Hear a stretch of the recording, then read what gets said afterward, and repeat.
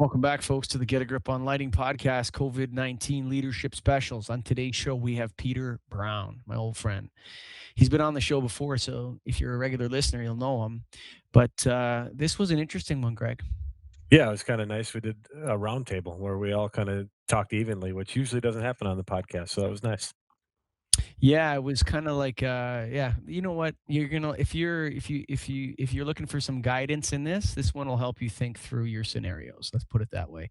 This episode of the show, Greg, is sponsored by our association, the National Association of Innovative Lighting Distributors, of which we are longtime members. Most of our sponsors are members, and a lot of our listeners are members. So go to naild.org, baby. That's nail.org. But for right now, we're talking about the impact of COVID-19 on the industry and more on the Get a Grip on Lighting podcast. Hello, Peter Brown. Welcome to the Get a Grip on Lighting podcast for the third time. Good morning, gentlemen. Hi, Greg. Hi, Michael. Hi, Peter. Thanks for coming on.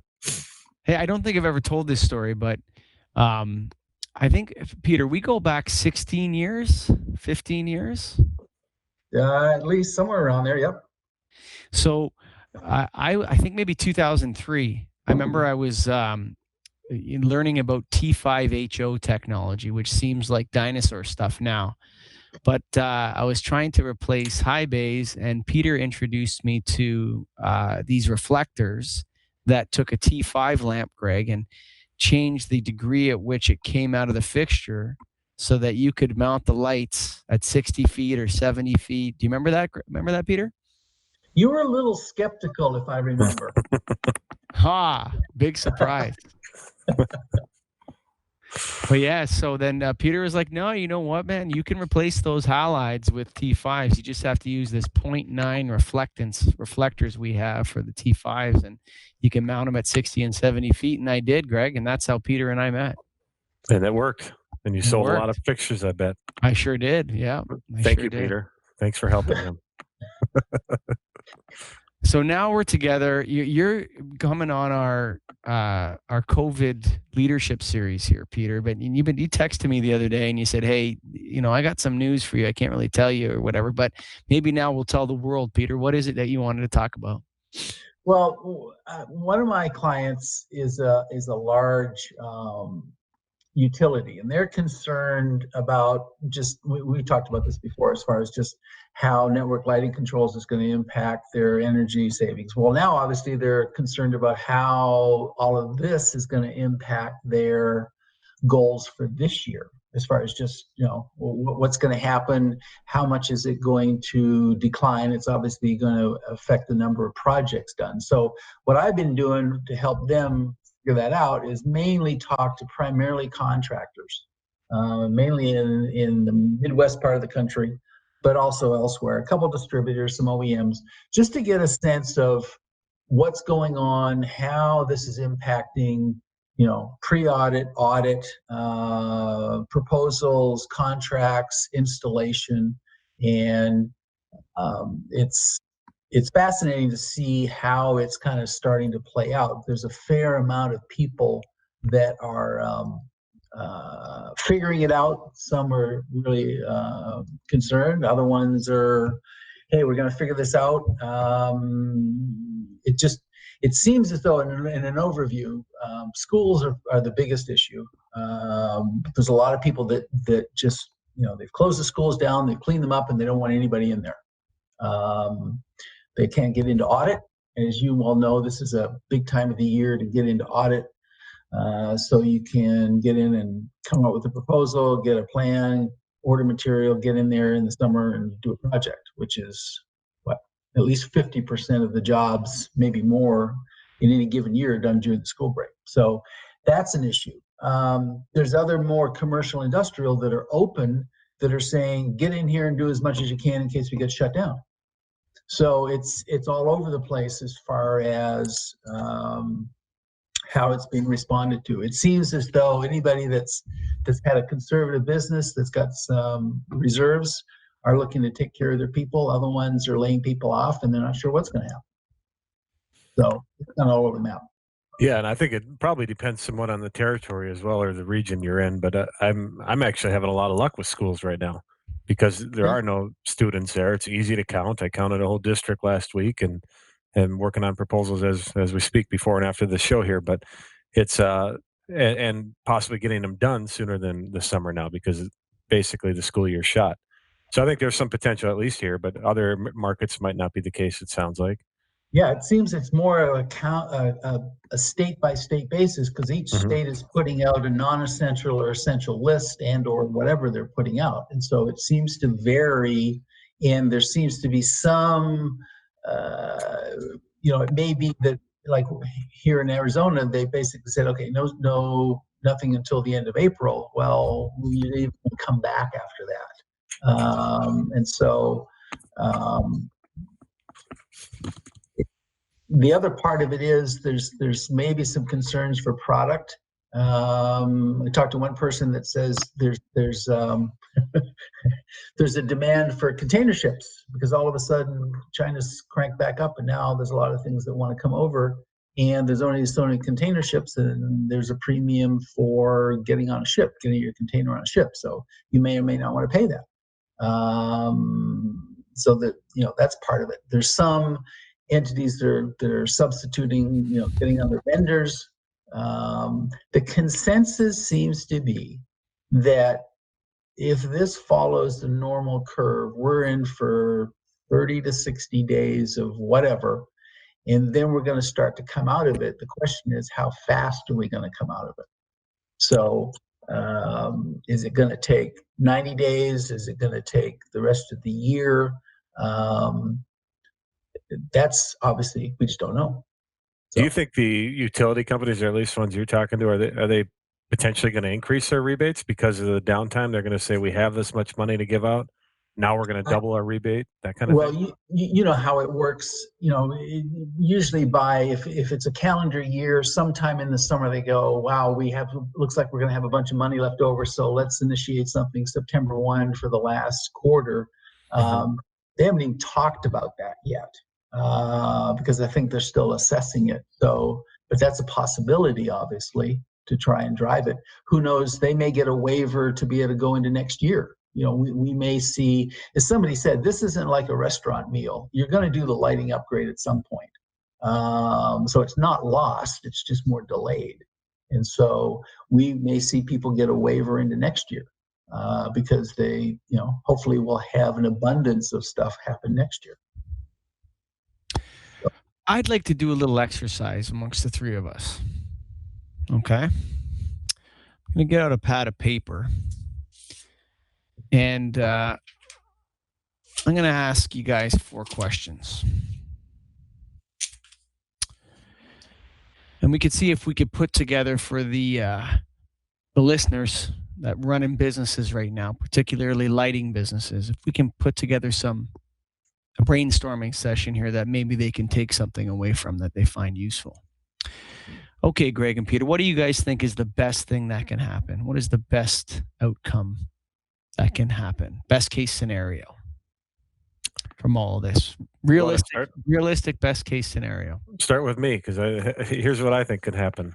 Best case is that the lighting industry kind of gets back to where it was, where it had higher quality manufacturers, higher quality product, people that actually know lighting. It's going to filter out potentially a lot of the companies that came in and just undercut people on price, and went after rebates. I know we get into that. My company goes after rebates too. You guys do as well. But there's a lot of people that don't belong in lighting, and I think something like this might actually filter that out and help the industry out in that manner. Okay, so that's not really what I'm getting at, but I'm going to write that down. There's sort of a purging, is what you're saying, is part of a good outcome. Yeah, and it's a good outcome because the people that belong in lighting are going to benefit from it long term. Okay, so that's what you're talking about is a long term. I'm talking about the short term outcomes. Okay. He was talking about in the next 30 to 90 days. What's the best outcome in the next 30 to 90 days, Greg? Not long term. What's the best like for Premier Lighting? Forget about the bad competitors. Forget about the low level operators, and degenerate peddlers. Forget about those guys. The best outcome is that best case outcome for Premier Lighting in the next 30 to 90 days. You're saying that's realistic, or that I hope for? Realistic best case scenario. That we get back to business as usual. By when? June 1st. June 1st, back to business as usual. Is there a ramp up period? Yeah, I would say, April might be shot. We'll talk May to ramp it up and back going in June. So in May, you start to, this is your best case scenario. In May, maybe you recall some of your employees. By the end of May, you have all your employees and you're up and running by June 1st. That's your I hope for earlier. I mean, I think best realistic best case scenario. You think that's it? Let's say end of April. Yeah. End of To get it April done. now. So Yeah. now we're at end of Yeah, April. yeah. Come Okay, on. so by end of April, you've recalled your employees. The people at the rebate places are back to work and they're taking rebate applications. And that's where we're at. Peter, what's your situation there? I would say Realistic best case scenario. Realistic best case. July to August. You're saying realistic best case scenario is that the employees are recalled, the people at the rebate places are back approving rebates, everybody's out counting lights by late July, early August. The reason I say that is because a lot of this is going to depend on the psyche of people saying, Remember, okay, hang on, this is your realistic best case scenario. right. Yep. Not worst, not most likely, realistic best case scenario. Uh-huh.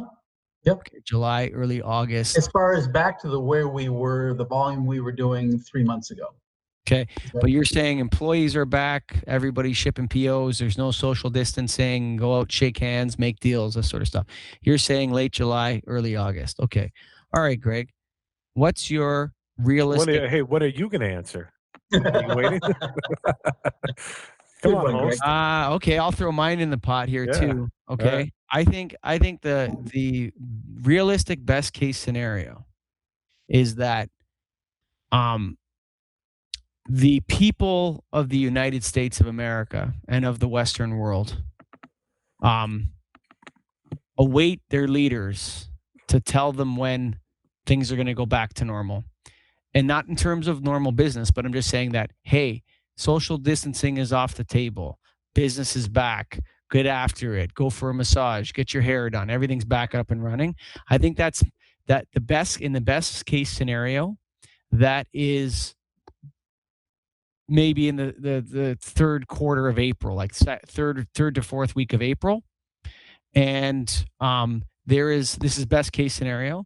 There is a massive explosion of people, of positive energy, of the spirit of the free and the brave coming back and saying, you know what? We're not going to back down. We're not going to cower we're not afraid. You know, this is the land of the free and the home of the brave, boy. We're going to get back after it and we're going to get our economy back up and running. And we're going to do that through pure force of energy and desire. And I think that's a realistic best case outcome. And the economy absolutely explodes at the end of this. People are throwing post-COVID parties.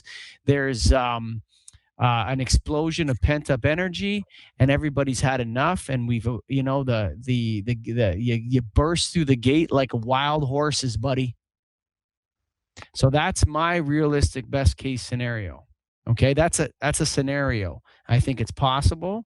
So I'm saying third week to fourth week of April that we burst through that gate and we're running hot and everybody's really excited and everybody's going to get after it, and kids are back in school maybe first week of May-ish, and people set aside the fear. Not only are we through the COVID, but we're also through the fear and panic that has been spread is set aside as well. So that's my best case scenario. Best case scenario. All right. So that would be the third or fourth week of April, and everything just explodes because people are so pent up and they're ready to rock. Worst case, Greggy, what's your worst case scenario? To me, I would say September. Like it would be, the summer where it'd start picking up maybe in July, August, and then September back to normal. That's my realistic worst case scenario. You think things in your worst case scenario, you think things can go back to normal? I think, yeah. Well, I don't think it'll be different. Let's put it that way. It won't be the exact same as it was. When you talk, because you're talking a few things here. If you're talking like Are people going to be comfortable shaking hands again? No, Probably I'm not. talking about Premier Lighting's revenue is back pre where it was. The employees Mhm. have their jobs back. People are back to slinging light bulbs, and the most important thing is whether energy efficiency is the key story for lighting or not, like something like that. September. September. Okay. How about you, Peter? Sometime last quarter. So that could be, so let's just say November. So November. So you're gonna say worst case scenario is November. Realistic worst case scenario is November.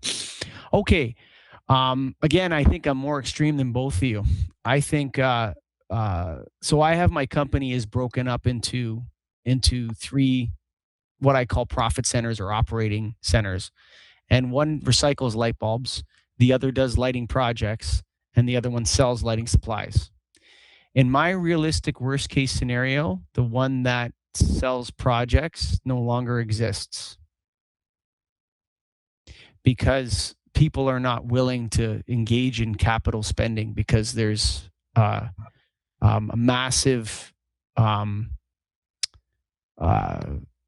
the zeitgeist is one of capital preservation. It's one of hold on to your cash, buy gold, right? And so the zeitgeist is causing CFOs and CEOs to say, you know what, I'm not spending any money. I don't care what promises you're talking about. The dollar in the bank is the dollar that we're doing. And then also in that scenario, in my worst case scenario, the employees get all their employment benefits that they were promised by the government because those are the voters. And so they get all their money, but all the promises made to the small and medium-sized businesses end up getting snipped out and chipped away at as the crisis goes on, and there's less and less cash available. And screw those cigar-smoking business owners. Who needs those guys? We need to help the people. The Main Street needs help, not the bankers. And so this time, instead of it all going to J.P. Morgan Chase and what is that, American Insurance Group, AIG, or it goes directly into the pockets of American citizens, whether they're working or not, whether they're shitbirds or producers, it doesn't matter. Everybody at the bottom gets the money. And again, the guys that are running the medium-sized enterprises are out of the money, and they don't get what they were supposed to get. Like in Canada, they're making a promise that if you keep your employees employed, you're going to get 75% of the money. But then the conditions are starting to leak out now at the end, right? Your revenue has to have gone down by at least 30%, or you have to prove this. So we're going to see if any of those promises end up on the cutting room floor, right? So I think that my worst case scenario is that Atlas continues to sell light bulbs. Lighting Solutions ceases to exist as a company that does lighting projects for people, and waste diversion just becomes a part of Atlas Lighting as a small side thing to recycle light bulbs. I think you've spent more time thinking about the worst case scenario than all of us, which is okay. We need that. Yeah. And I think that people need to take a hard look in the mirror, and they need to say that, are we Americans, or are we going to become something different after this? Are we seriously? That's seriously what it is, because we're not descended from fearful men, but there's a lot of fearful people out there, and they seem to be in control right now. And you're seeing a lot of things that you've never seen. Remember when we spoke about this, Greg, back in I think it was at Strategies and Light, and I was telling you about how they locked down the entire province of Hubei, China, and there's 60 million people that live there. Remember that? We were talking about that? Mm-hmm. And I said, do you think they could ever lock down New Hampshire, live free or die? Right. Can they lock down New Hampshire, live free or die? Is that state's motto, right? Mm-hmm. They locked it down, bro. Yeah. Right? So I think it's a metaphysical moment right now about who we are. And I think there's a real chance that that COVID marks an epoch, and it's the end of the age of freedom. And so I think that is a realistic worst case scenario for all of us. So that it never goes back. And I think people have to have a gut check time. And when we're going through all this stuff of closing down schools and doing all this stuff, and we really have to ask ourselves, is this what we want? And, are we going to really walk this path? And so I think that's a realistic worst case scenario. I'm not saying it's what I think is going to happen, but I think it's realistic, man. Okay. All right. So then what's the most likely scenario? To me, the most likely is what I labeled as the best. I feel like that's really what's going to happen is by the end of April, we're going to ramp back up, and then June 1st is going to come. You think so? So your most likely and your best outcome are the same. Okay. Mm-hmm. How about you, Peter Brown? I'm still going for the middle of the road as far as July, August, simply because there's so much we don't know today that's going to play out in the next 4 weeks, assuming we have this curve.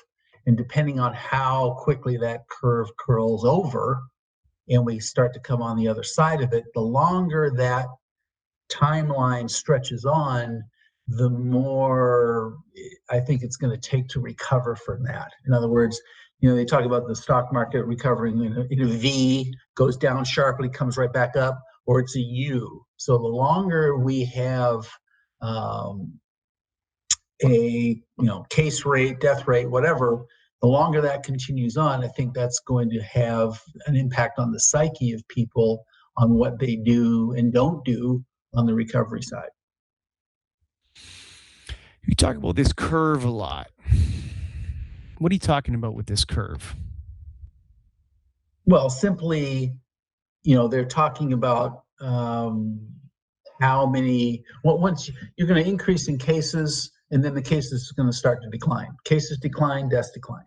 How long that takes to happen, and how, hopefully, I think it seems as though we've got some drugs, we've got testing that's gone from 5 days down to 15 minutes in a matter of 3 or 4 weeks, which is awesome. There's some old malaria type drugs that are out there that are showing good promise. If all those things come to fruition, then that may be a V. In other words, we're going to spike up and then we're going to drop rapidly on the backside. And that's going to really give people a positive sense of this. This is behind us. It's not dragging on. And I think maybe more to Greg's scenario time-wise. I'm just not sure. So that's why I threw out a longer timeline. So is the curve is part of the curve that we're talking about here? Is it not? So I don't know how to I look at this here. And I haven't had any emails yet.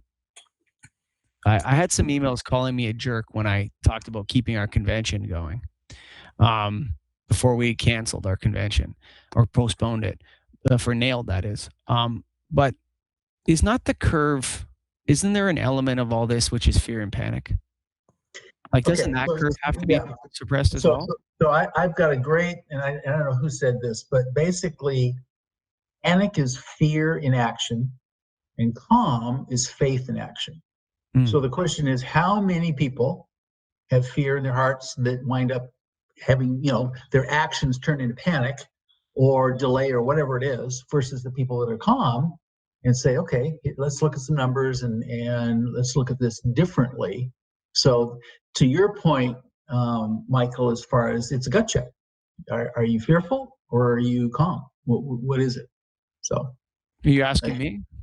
No, I'm just saying that's, just to sort of clarify my point. But to your point, as far as it's a gut check for the country, is, where are we?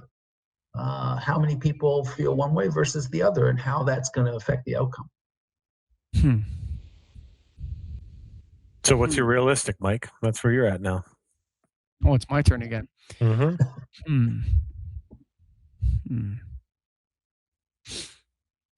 I think what's going to happen, sadly, what most likely is going to happen is this is going to strike down political lines.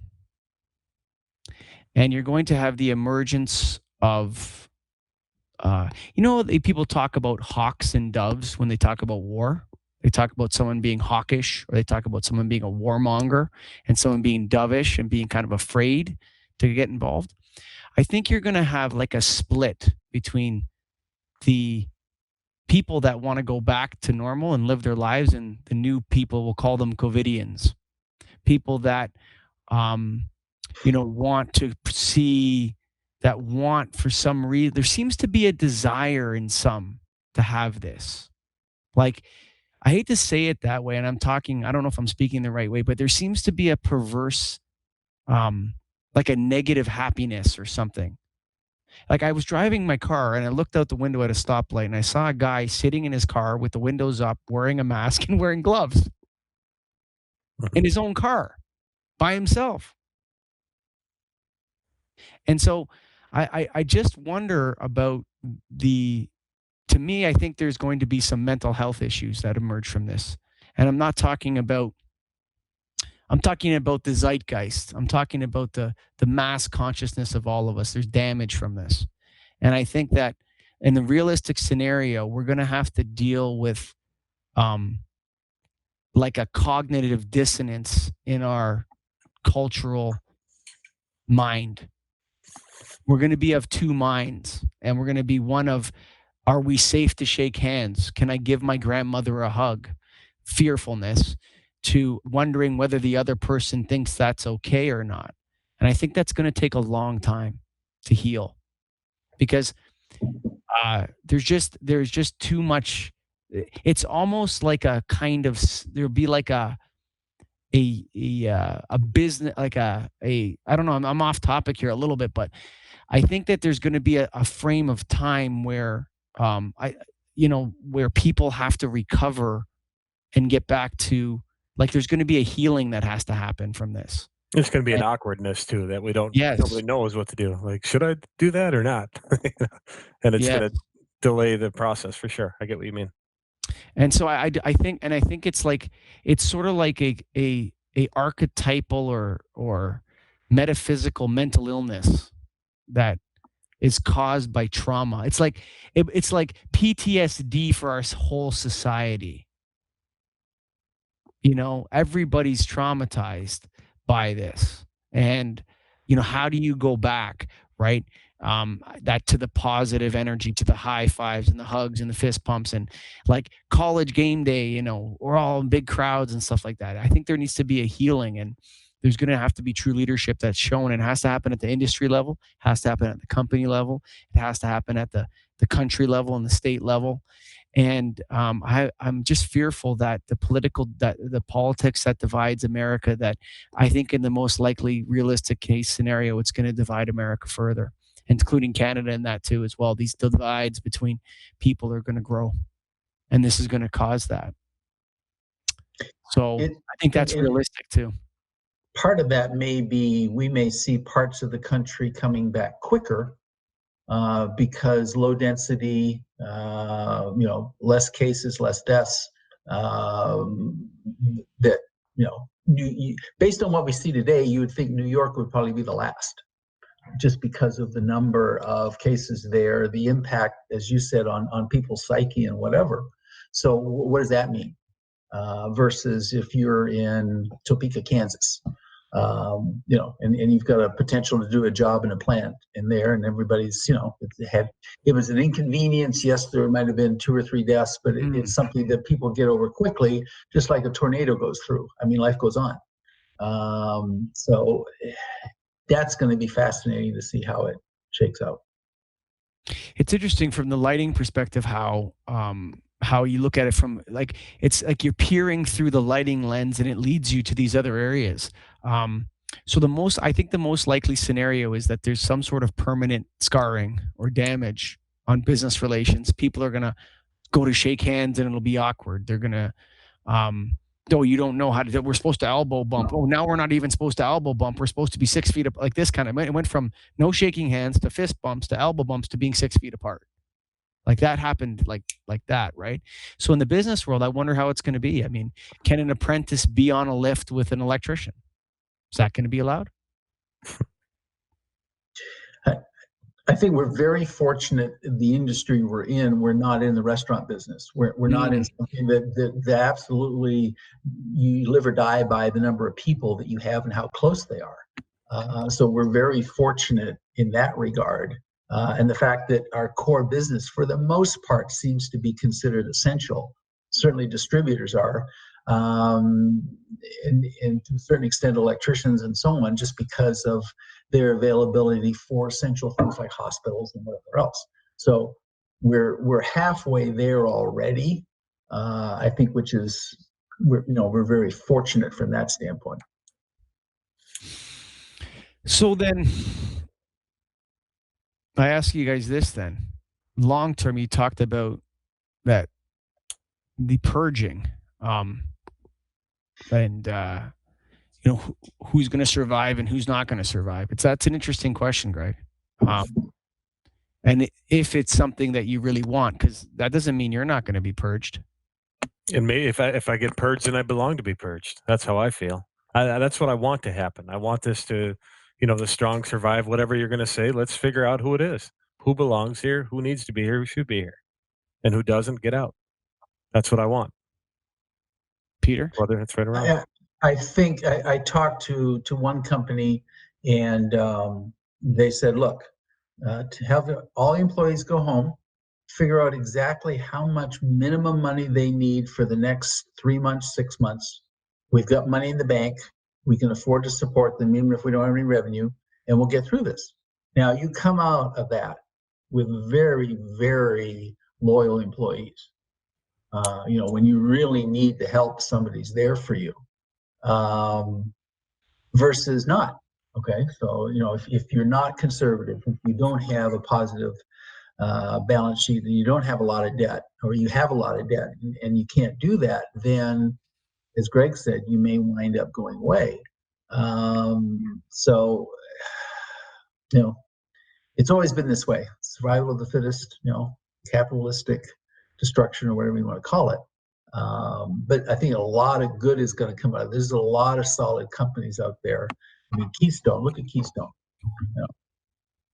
Just how solid they are. I'm going to knock on wood for them. Okay. Because, you don't want to send any bad luck their way. But yeah, there's some strong companies out there, have strong balance sheets. Family businesses always seem to perform better in crises than publicly traded companies.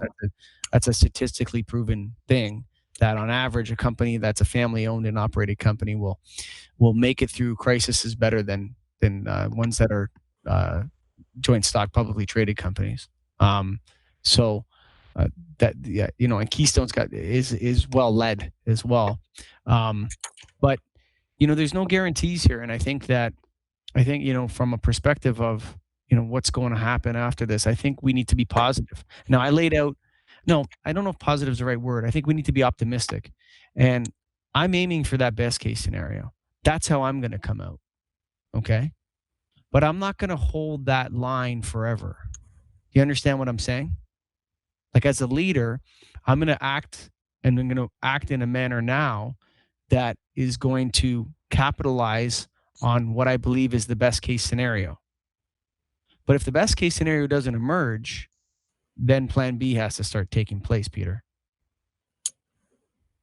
Right? And this idea that these companies are going to keep people employed for 6 months without revenue. You told me that what your payroll was, Greg, a week last week. You told me what it was every 2 weeks, right? And that's a lot of money, bud. Yeah, and a lot of right now the government is kind of forcing our hand in a way. They're saying we're going to shut you down. We're not going to give you any revenue.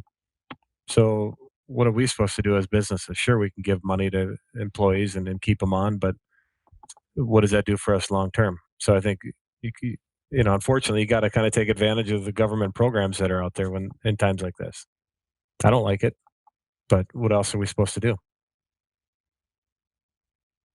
Get back to normal. That's what I want. Yeah, I think one of the aspects of why I'm a little bit longer term as far as this getting back going again is the longer this goes on, your accounts receivable, accounts payable starts to have all sorts of time constraints, and okay, we can't get money, so we're not going to do this or that or whatever. How long that timeline is going to take is the unknown at this point. And obviously, there's government programs involved, but I'm hearing things like, okay, we had these kind of terms with somebody, they just changed them yesterday. And at least they told them. I would think some people won't even tell them. So that may cause things to unwind or wind back up more slowly. My take. Unpaid debts, settling scores. Peter Brown, always a pleasure, man. Always, gentlemen. Always great to talk to you guys. Thanks for being a guest. Yeah, bye for now. Okay, bye. National Association of Innovative Lighting Distributors. Go to naild.org, where these kind of conversations happen all the time. If you like that one, which I'm sure if you're a business leader, you probably did like it because it laid out some serious forecasts, Greg. Yeah, interesting to hear the different opinions that we all had, but something important that you got to take the time to think about and be ready for and prepare. Yeah, as a leader, you got to have in times like these, you need a plan A, you need a plan B, you need a plan C, and then you also need to have a dagger behind your back. There you go. Just in case. Keep your powder dry and your guns loaded. Folks, thanks for listening to the Get a Grip on Lighting podcast.